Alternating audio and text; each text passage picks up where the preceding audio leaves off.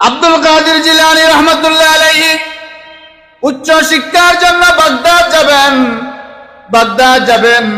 আম্মা জানের কাছে গিয়ে অনুমতি চাইছেন যে আম্মা, আমি উচ্চ শিক্ষার জন্য বাগদাদ যাব, আমাকে আপনি ছুটি দেন। আব্দুল কাদের জিলানীর আম্মা ছেলের জন্য 40টি স্বর্ণ মুদ্রা জমিয়ে রেখেছিলেন।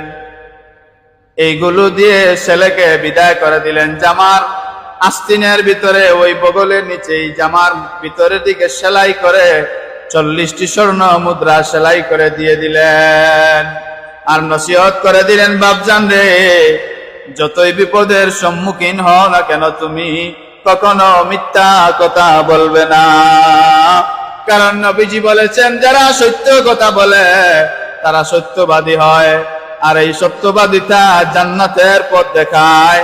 কখনো তুমি মিথ্যা কথা বলবে না।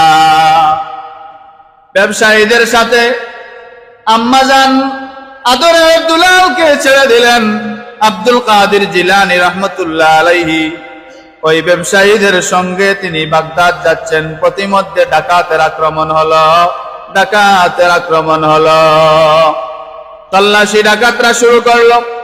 একজন করে সব ব্যবসায়ীদের কাছ থেকে টাকা পয়সা মাল সামানা লুট করে নিল। আব্দুল কাদের জিলানীর দ্বারে গিয়ে একজন ডাকাত বলতেছে, বাবা, তোমার কাছে কি কোনো কিছু আছে?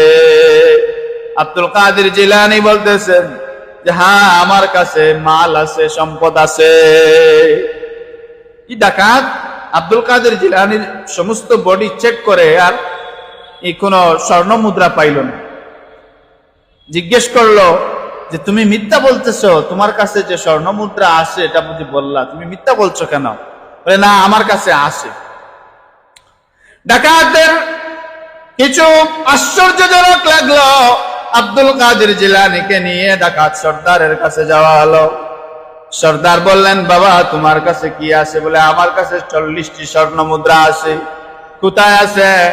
যে আমার ওই বগলের নিচে জামার ভিতরের দিকে সেলাই করে আমার মা 40টি স্বর্ণ মুদ্রা দিয়েছেন।